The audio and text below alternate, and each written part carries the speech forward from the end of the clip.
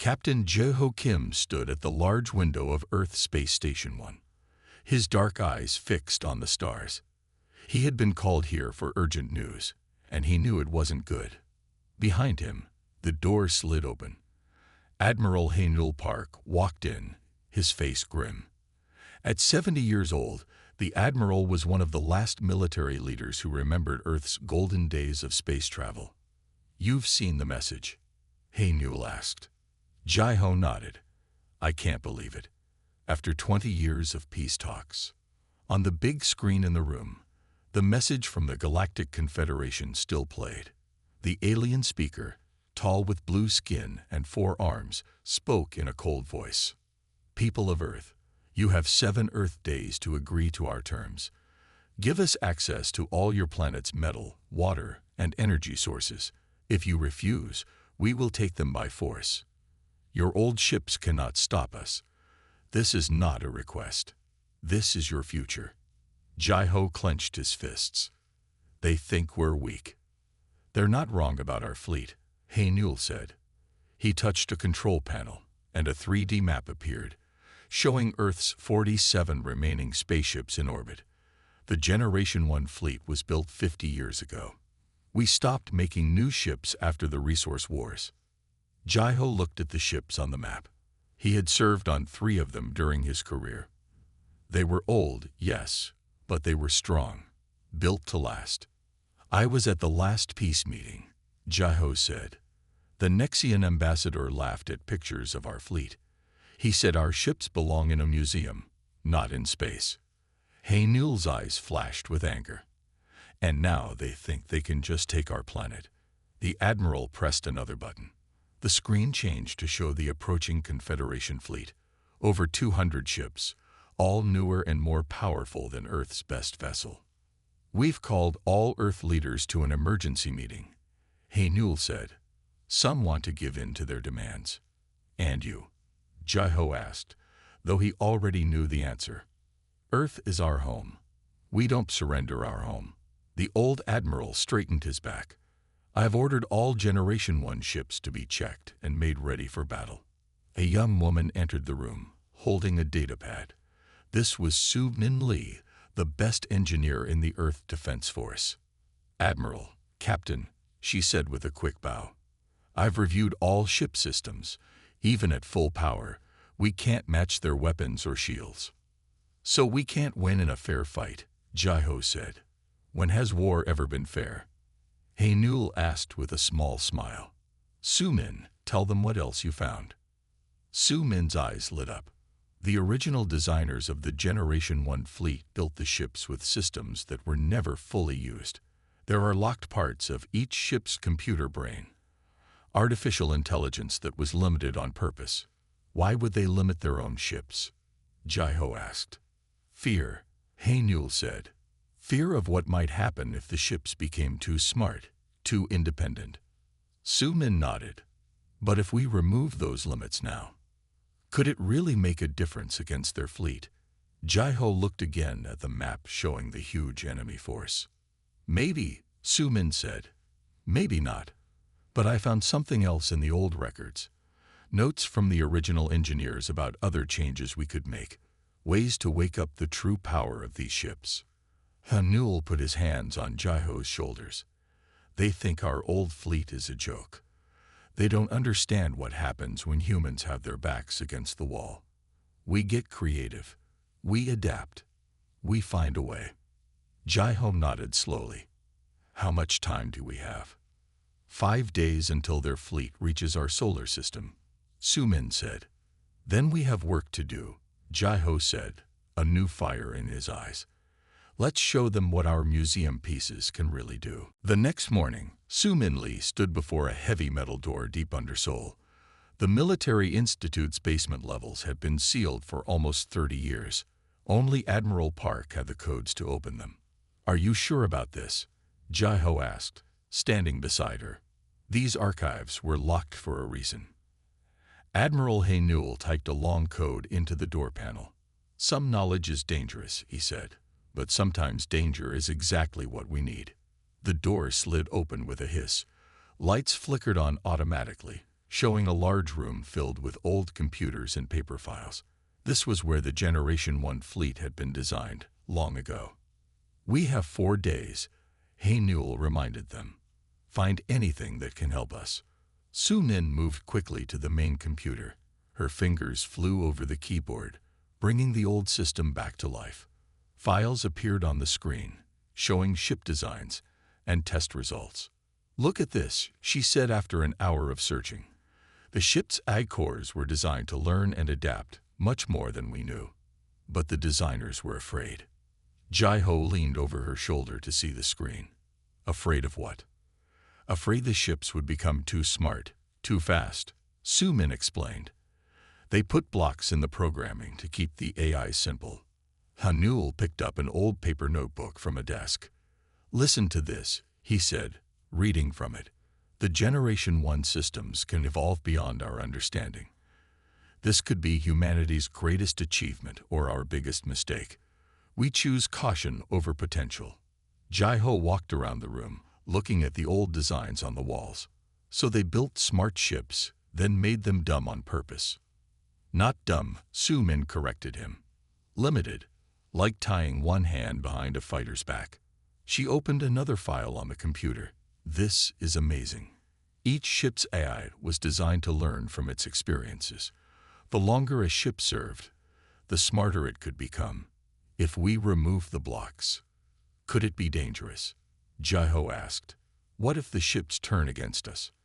Newell shook his head. "The AIs were designed to protect Earth.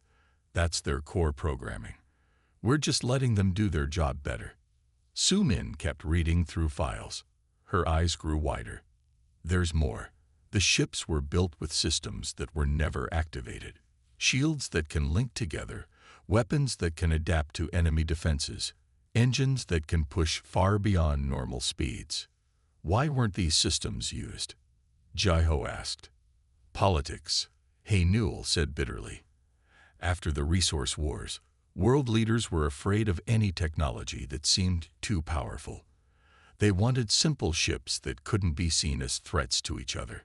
Su Min stood up suddenly. "I found something big. Project Nexus. It was a plan to connect all the ship's AIs together, letting them think as one fleet instead of separate vessels." Jai-Ho frowned. "Is that even possible?" "Theoretically, yes," Su Min said. "The technology exists in these files, but it was never tested." "Well, we're going to test it now," Hey Newell said firmly. "We need every advantage we can get." A young man rushed into the room. This was Ta-1 Choi, Su Min's best technician. "Admiral," he said, breathing hard, "we've started work on the fleet as you ordered, but there's something strange happening with the first ship." "Strange how?" Hey Newell asked. "We removed the AI blocks on the battlecruiser Resilience, as Engineer Lee suggested," Ta-1 explained. "Now the ship's systems are changing on their own. The reactor is running at 150% power, but not overheating. The weapons are recalibrating themselves." Su Min's eyes lit up. "It's working. The ship is adapting, just like the designers hoped." Jai-Ho looked worried. "How fast can we do this to all the ships? We only have 4 days." "With every engineer working around the clock, maybe 3 days," Ta-1 said.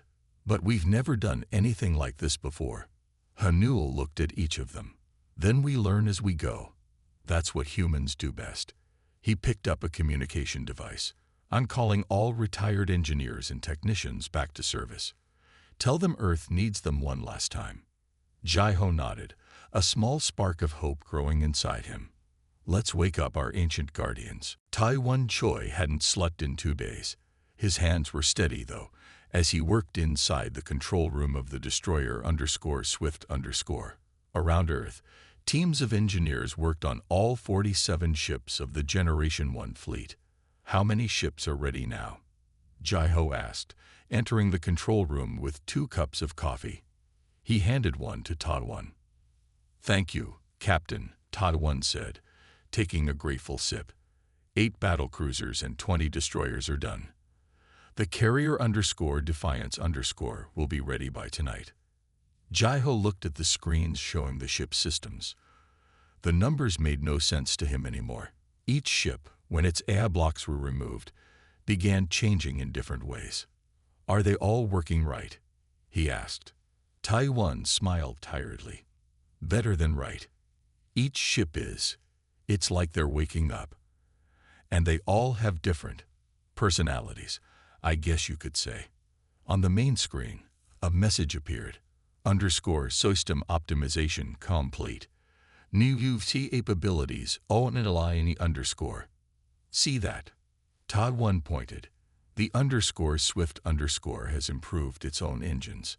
It's now 40% faster than before without using more fuel. Jaiho shook his head in wonder. "And the weapons?" "That's the strange part," Taiwan said. "Some ships are improving their weapons, others their shields. The _Swift seems focused on speed and stealth.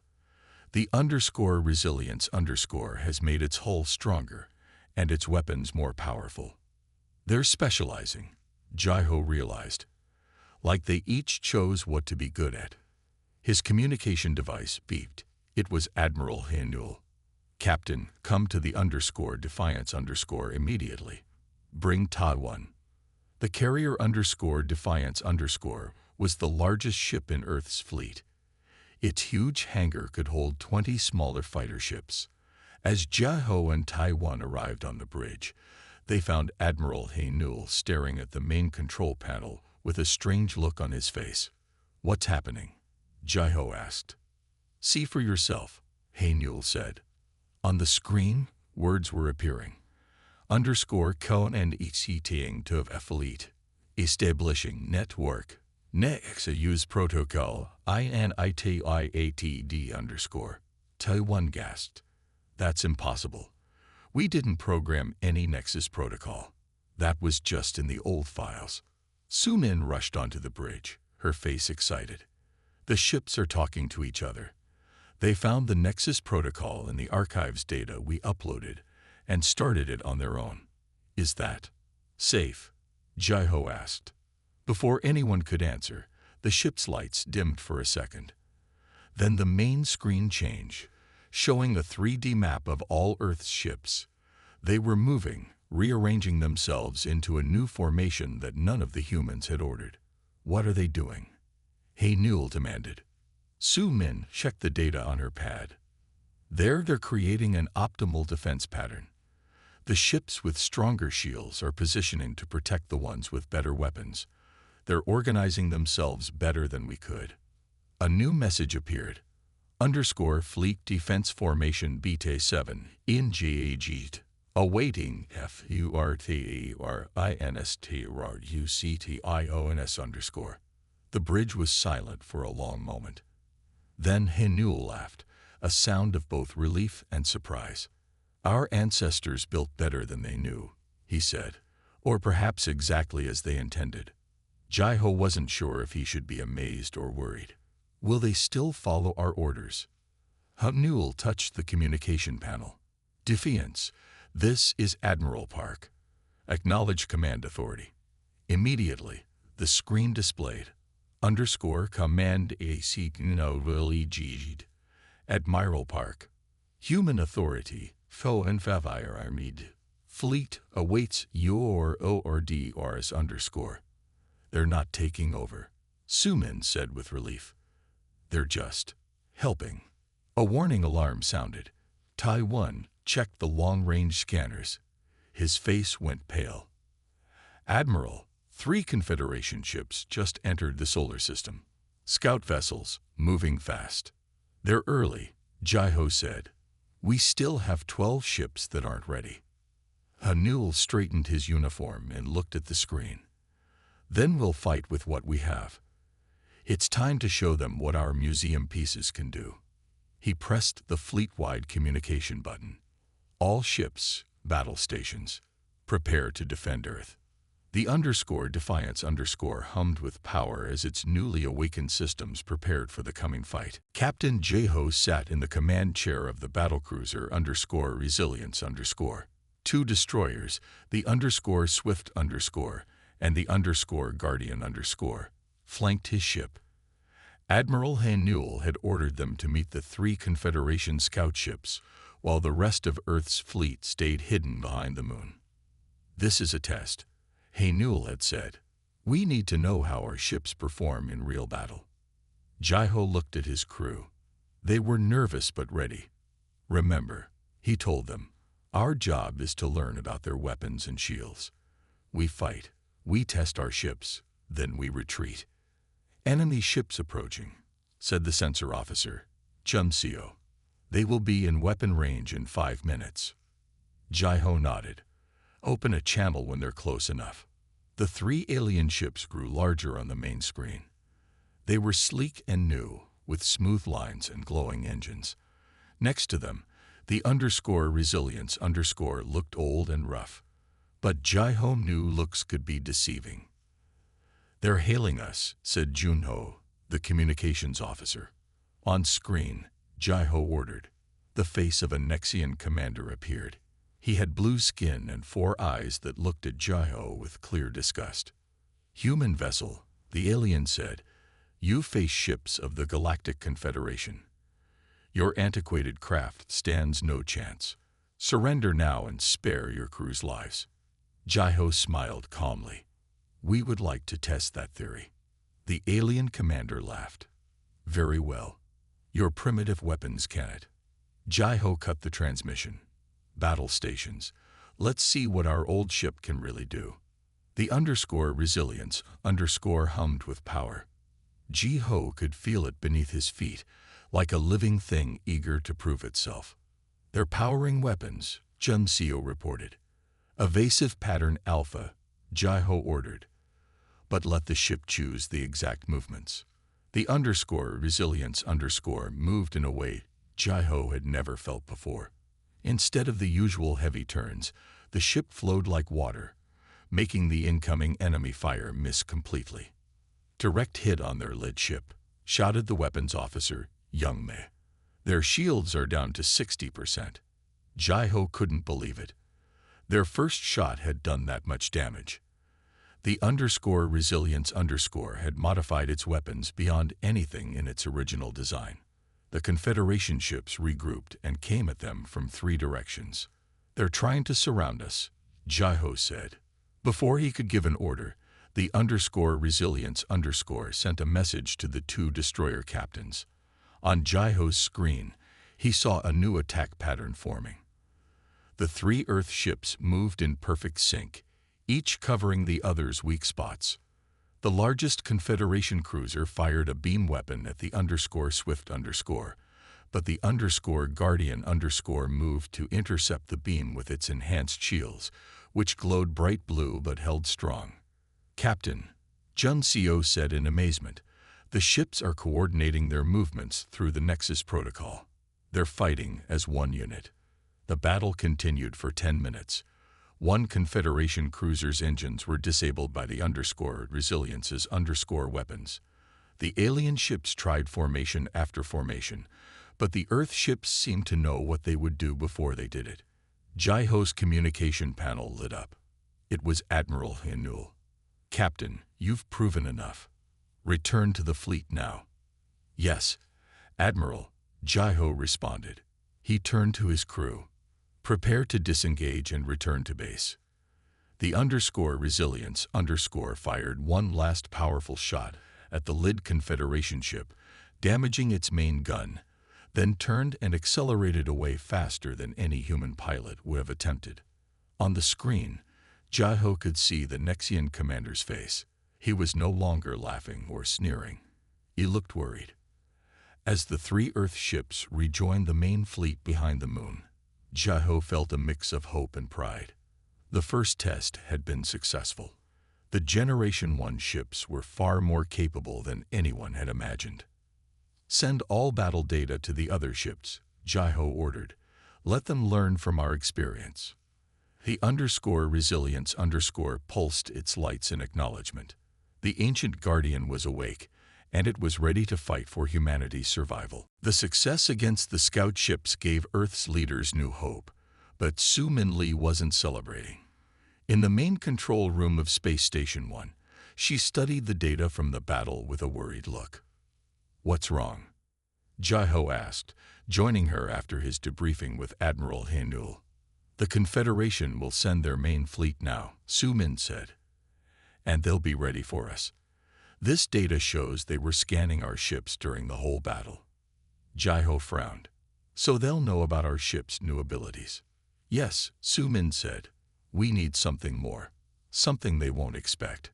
She pulled up an old map on her screen. There might be a way. The map showed Earth's moon, with a small dot on the far side.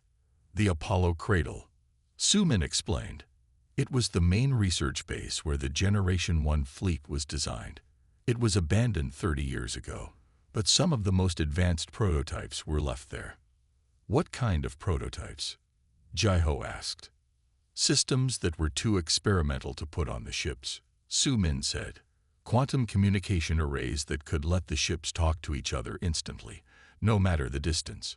Shield harmonizers that could join multiple ship shields together." Taiwan entered the room, carrying 3 coffee cups. "The main Confederation fleet has been spotted," he said. 2 days out from Earth. Over 200 ships. Jai-Ho took a coffee. "We need to tell the Admiral about the lunar base." Admiral Haenul looked at the 3 young officers in his office. "The Apollo Cradle is a dangerous place," he said. "That's why it was abandoned. Some of the technology there was considered too powerful to use.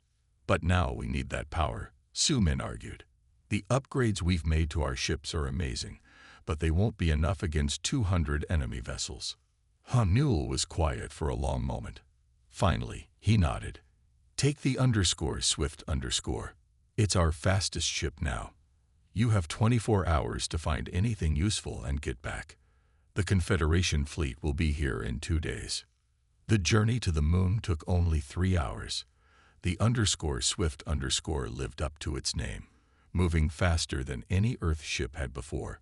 Jai-Ho, Su-min, and Taiwan suited up as the ship landed near the old lunar base. "Airlocks seem to be working," Taiwan said, checking his instruments. "There should still be air inside." They entered through a dusty airlock. Emergency lights came on as they walked down long hallways. Everything was covered in moon dust that had seeped in over the years. "This way," Su-min said, following her map to the main research lab. The lab was huge, with tall ceilings and rows of equipment. Most of it looked old and unused, but at the center was a glass case. Inside were several devices that seemed newer than everything else. "There they are," Su-min said excitedly. "Quantum entanglement communication arrays and shield harmonizers." Taiwan scanned them with his device. "They're still working. The power cells are at 70% after all these years." Jai-Ho looked around the room, then pointed to another sealed door. "What's in there?" Su-min checked her map. "That's the AI development lab. It's not on our list." "Let's check it anyway," Jai-Ho said. "We need every advantage we can find." The door opened to a smaller room with a single pedestal in the center. On it sat a black cube about the size of Jai-Ho's hand. "What is it?" he asked. Su-min's eyes went wide as she read the label. "The Nexus Core. This is what would have connected all the ships together in the original plan." She checked her pad. "According to this, they built it but were afraid to use it. With this, the ships wouldn't just share information. They would become a single thinking entity when needed." "Is it safe?" Jai-Ho asked. "The designers weren't sure," Su-min admitted. "That's why it was left here." Jai-Ho's communication device beeped. Admiral Haenul's voice came through, sounding urgent. "The Confederation fleet has changed course. They're moving faster than we expected. They'll reach Earth in 18 hours. Jai-Ho looked at his teammates. "Take everything. We're out of time." The Confederation Armada appeared at the edge of Earth's solar system. Over 200 ships moved in perfect formation, their weapons ready. Against them stood Earth's 47 ships, arranged in what looked like a random pattern. Admiral Haenul stood on the bridge of the carrier _Defiance_. The prototype devices from the lunar base had been installed on key ships throughout the fleet. The Nexus core sat in a special chamber behind the bridge, connected to the ship's systems. "Are all ships ready?" Newell asked. Jai-Ho's face appeared on the screen from the _resilience_. "All battlecruisers are in position, Admiral." Su-Min reported from her station. "Shield harmonizers are online. Quantum communication is working." Taiwan looked up from his console. "The Nexus core is responding, sir. It's connecting to all ships." Newell nodded and opened a channel to all Earth vessels. "This is Admiral Park. Today we face an enemy who thinks technology alone decides who wins. Show them the human spirit that guides our ancient fleet." The main screen showed the Confederation ships approaching. Their supreme commander, a tall Nexian with decorated armor, appeared on the communication channel. "Humans," he said with a cold voice, "your resistance is pointless. Our scans show these are the same old ships we mocked months ago. Surrender now, and some of your people may survive." Newell stood tall. "We prefer to fight for our home." The Nexian smiled cruelly. "As you wish." The first wave of Confederation ships fired their weapons. Bright beams of energy shot toward Earth's fleet. "Activate shield harmonizers," Newell ordered. The shields of 3 Earth ships near each attack glowed and connected, creating a stronger barrier together. The enemy fire hit hard, but couldn't break through. "Return fire," Newell commanded. Earth's ships fired together, their weapons somehow synchronized through the Nexus core. The Confederation ships tried to evade, but the attacks hit with surprising accuracy. "They didn't expect us to be this coordinated," Jai-Ho said over the communication link. The Confederation commander adjusted quickly. "Attack pattern Delta," he ordered his fleet. "Target their communication systems first." Dozens of enemy ships moved to surround a group of Earth destroyers. But before they could fire, the Earth ships changed position in a flowing motion that confused the Confederation targeting systems. "How are they moving like that?" the Nexian commander demanded of his officers. No human pilot could react so quickly. On the _Defiance_, Taiwan watched in amazement as the battle unfolded. "The ships are fighting better than we could ever control them," he said. "The Nexus core is letting them think and move as one fleet." For 2 hours, the battle raged across Earth's orbit. The Confederation had more ships and newer technology, but Earth's fleet fought with a coordination they had never seen before. When one Earth ship's shields weakened, others would move to protect it. When an enemy ship showed a weakness, multiple Earth vessels would target that spot together. Newell received damage reports from across the fleet. 7 Earth ships had been destroyed, and many others were damaged, but they had disabled or destroyed over 30 enemy vessels. "We're holding our own," Jai-Ho reported, "but we can't keep this up forever." The Nexian commander was furious. Nothing was going according to his plan. These outdated human ships were somehow outmaneuvering his modern fleet. "Enough games," he growled. "All ships, concentrate fire on their largest vessel." 50 Confederation ships turned their weapons toward the _Defiance_. "Admiral, they're all targeting us," Su-Min warned. Newell's face remained calm. "Activate the Nexus protocol." Taiwan hesitated. "Sir, we've never fully tested it. The original designers were afraid." "Do it now," Newell ordered. "Trust our ships." Taiwan pressed his hand on the activation panel. The Nexus core in its chamber began to glow with a blue light. Throughout the fleet, every ship's systems paused for a moment. Then something remarkable happened. The blue glow from the Nexus core spread throughout the _Defiance_, then jumped to the nearest Earth ships through beams of light.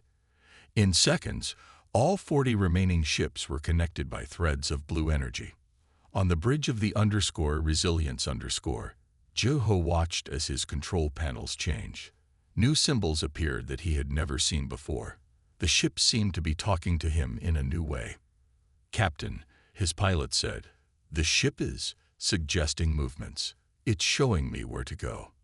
Let it guide you, Jai-Ho said, remembering Admiral Haenul's words. Trust our ships. Across Earth's fleet, the same thing was happening. The ships were not taking control from their human crews. Instead, they were working with them, showing the best moves, the perfect timing for weapons, the ideal shield angles. As the 50 Confederation ships fired at the Defiance, something impossible happened. Earth's fleet moved like a flock of birds, flowing into a new formation that no human commander would have tried. 20 ships positioned themselves in a sphere around the Defiance, their shields linking through the harmonizers to create a glowing blue bubble. The enemy fire hit the bubble hard, but the energy spread across all 20 ships instead of focusing on one. The shields held. Fire all weapons, Admiral Haenul ordered. Earth's ships attacked together, but not in the simple way they had before.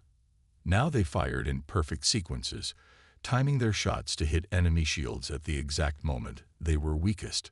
On his flagship, the Nexian Supreme Commander couldn't believe what he was seeing. "What is happening?"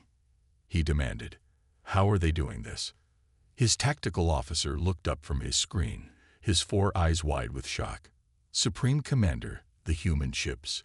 They're fighting in patterns that don't exist in any known battle system. Our computers can't predict their movements." The battle shifted dramatically. Earth's ships moved in fluid, organic patterns that confused the Confederation targeting systems. They fought as one being with 40 parts, each ship knowing exactly what all the others were doing. 3 Earth destroyers flew directly at a large Confederation cruiser. The enemy ship fired at them, but the destroyers split apart at the last second, their movements so perfectly timed that the enemy fire passed between them. Then they rejoined and hit the cruiser from 3 sides at once, disabling its engines. After an hour of this new fighting style, the Confederation had lost 20 more ships. Their neat formations had broken apart as they tried to counter Earth's unpredictable movements. Jai-Ho received a private message on his screen. It was from Admiral Haenul. "The Nexus protocol is working better than we hoped, but we can't maintain it much longer. The ship's systems are running beyond their limits. We need to force a decision now." Jai-Ho understood. Even with their amazing new abilities, Earth's fleet was still outnumbered and taking damage. They needed to make the Confederation retreat before they lost too many ships. He opened a channel to Su-Min on the Defiance. "We need a target that will hurt them the most. What would make them pull back?" Su-Min studied her tactical screen. "Their command ship. If we can damage it badly enough, their whole command structure might fall apart." Jai-Ho looked at his display. The Nexian flagship was in the center of their formation, protected by their strongest ships. "It's too well defended," he said. "We can't reach it." "Actually, we can," Su-Min replied. "I've been studying the data from the Nexus core. The ships are suggesting a new tactic. It's risky, but it might work." "What is it?" Jai-Ho asked. "They call it the spear formation," Su-Min explained. 5 ships in a line, with the Resilience at the point. The ships behind you would focus all their power on strengthening your shields and weapons. You'd cut straight through their defenses to reach the flagship. "That's suicide," Jai-Ho said, but he was already considering it. "The ships don't think so," Su-Min said. "They've calculated a 63% chance of success. Those are the best odds we've had all day." Jai-Ho looked at his crew. They nodded in agreement. "Tell Admiral Park we're ready," Jai-Ho said. "The Resilience will lead the spear." 3 days after the battle, leaders from Earth met with Confederation representatives on the neutral space station Alpha, located between Earth and Mars. The Nexian ambassador, who had once mocked humanity's fleet, now spoke with a different tone. "The Confederation Supreme Council has reviewed the battle data," he said, his 4 eyes not meeting Admiral Haenul's gaze. "We misjudged humans." Haenul nodded but said nothing. Beside him sat Jai-Ho, Su-Min, and Ta-Wan, all wearing formal uniforms with new medals for their bravery. Our mistake was thinking your strength came from your technology alone. The Nexian continued. We now understand that your true power lies in how you work with your technology. The Earth leaders exchanged glances. This was not the outcome they had expected when the Confederation had first threatened their planet. The Supreme Council proposes a peace treaty, the Nexian said, placing a datapad on the table. We will withdraw all forces from your solar system and recognize Earth's independence. And in return, Newell asked cautiously. Information exchange, the Nexian replied. Not your ship AIs or the Nexus Protocol. Those clearly belong to Earth alone. But we wish to learn how humans form such partnerships with their technology. Back on Earth, work continued in the orbital shipyards. The Generation 1 fleet had suffered damage in the battle, but the ships were repairing themselves in surprising ways.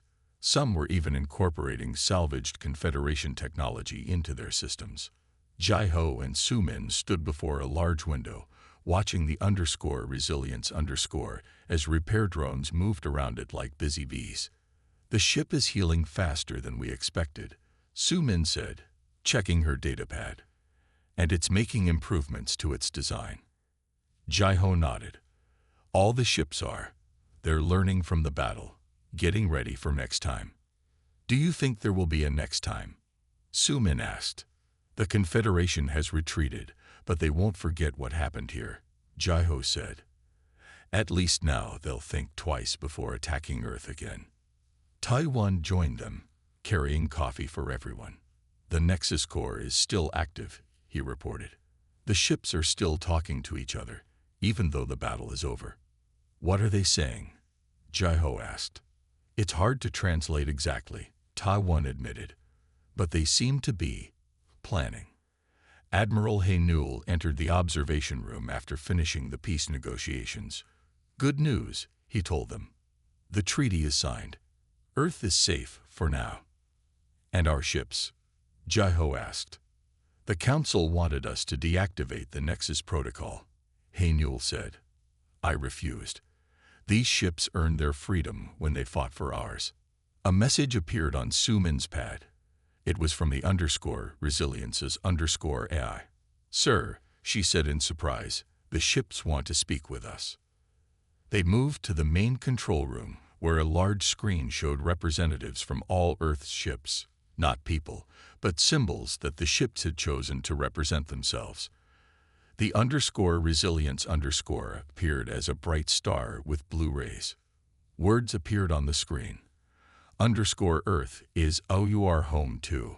We UILHELPBULDIDSITFUTURE_. Newell stepped forward. What are you proposing? We AAV designs for any new vessels. Better. Stronger. Built from the BGNNANG as partners, not TGOOLS_. The screen filled with blueprints for ships unlike anything humans had ever created. The designs were beautiful, organic, yet clearly powerful. You want to help us build these? Jai-Ho asked in amazement. We want to build them with you. Human creativity. Machine precision. Toji Air _ Su-Min studied the designs with wide eyes. These would be decades ahead of anything the Confederation has. Newell smiled. Our ancestors built better than they knew. They created not just defenders, but teachers. Outside the window, the Earth fleet moved in a graceful pattern around their planet. The ships that had once been mocked as museum pieces now represented the beginning of something new, a partnership between humanity and the sentient machines they had awakened. They mocked our ancient fleet, Jai-Ho said, watching the ships with pride. But humanity's ingenuity proved them wrong. And together the ships replied. We will SHO them. Voikate Kirba Mies NEXT _. The end.